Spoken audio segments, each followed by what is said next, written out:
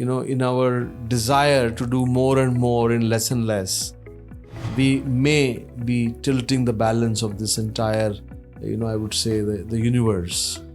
And I mean, we are doing that in kind of automobile, in all this stuff. Now they're saying same thing. They're talking about electric vehicles. I mean, it's not that you turn from fossil fuels to electric vehicles and then the world will become better.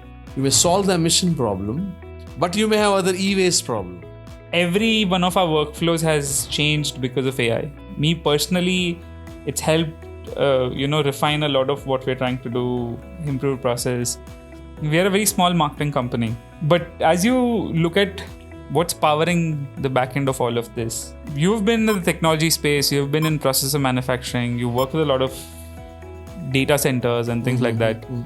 So what's the environment impact of these models? What's the compute which is required in these models? And like, how transparent do you think the industry is being with the energy impact of AI?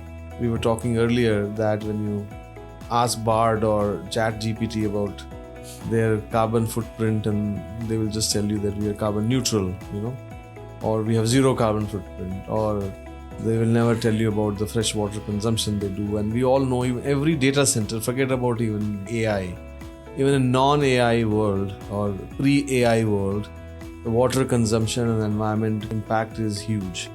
And I think last few years, I mean, we all went through the whole crypto boom or bust later on. And we all saw, I mean, just recently they discovered a hidden mine, they call it crypto mine, by a young entrepreneur in upstate New York, which I think spanned across like 50 acres or something, and tons and tons of compute power and all that. And imagine the amount of power it was using, and obviously it was making more money than it was consuming. So when you look at it purely from capitalistic point of view, I mean, yes, it is very good, very lucrative, but environment impact is also huge. Now it is like, I commit a sin there, and then I kind of course, I do I absolve myself by planting more trees, and then I buy carbon credits in the market and all that stuff that happens. I mean, that's what these companies have been doing. And that's why they can claim, okay, I have zero carbon footprint, or I'm carbon neutral and all that. But that is not the solution to this. Industry as a whole needs to become more responsible towards this. Okay. And I think they need to find a balance. In our desire to do more and more in less and less, we may be tilting the balance of this entire, I would say the universe. And I mean, we are doing that in kind of automobile, in all this stuff. Now they're saying same thing. They're talking about electric vehicles.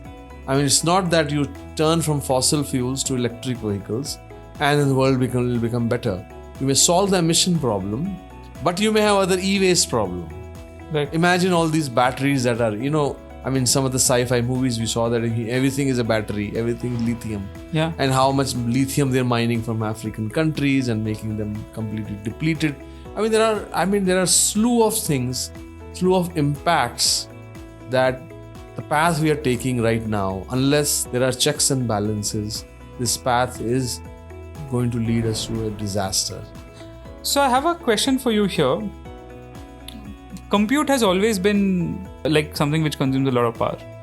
Since internet became true, like servers and compute, they've always consumed power. But why is now something like this becoming a concern? What has changed? Because there is an exponential increase. I mean, now I think with a GPU, as you were talking earlier, the amount of power you consume, it's perhaps same or if not more than, let's say, an air conditioner.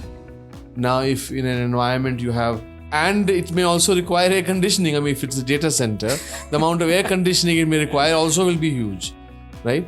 So, I mean, you're spending, you're wasting, or I shouldn't say waste, but I mean, let's say you're needing a lot of power to run a GPU or run a data center with thousands and thousands of GPUs, and on top of it, you have air conditioning requirement for that, and on top of it, you have all the other environmental requirement around it. I mean, that's kind of it's.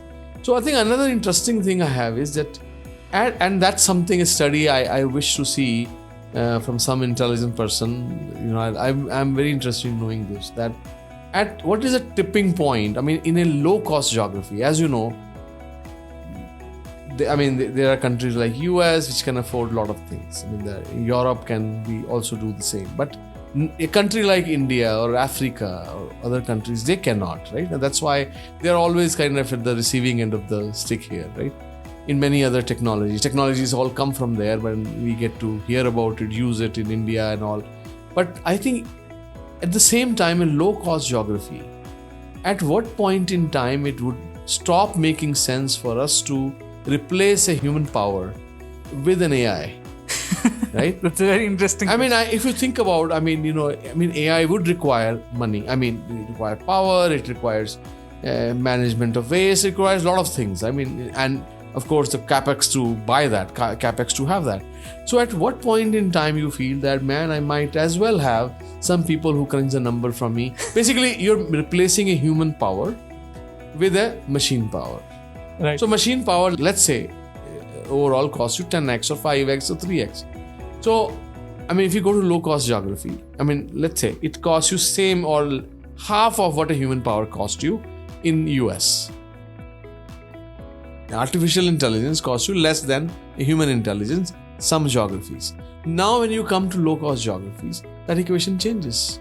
Yeah. Now, I mean, I've been traveling in India and I heard that Paytm has laid off some thousands of people. Paytm is one of the mobile wallet companies here, similar to, let's say, PayPal and all in US. And they have laid off 1,000 people because they've started using AI in some of their algorithms. And I can understand this is at the top. Right. But now, why 1,000? Google is claiming they are going to lay off 30,000 people. Right. That itself tells you why Paytm is not laying off 30,000 people, though Paytm may have the same number of employees.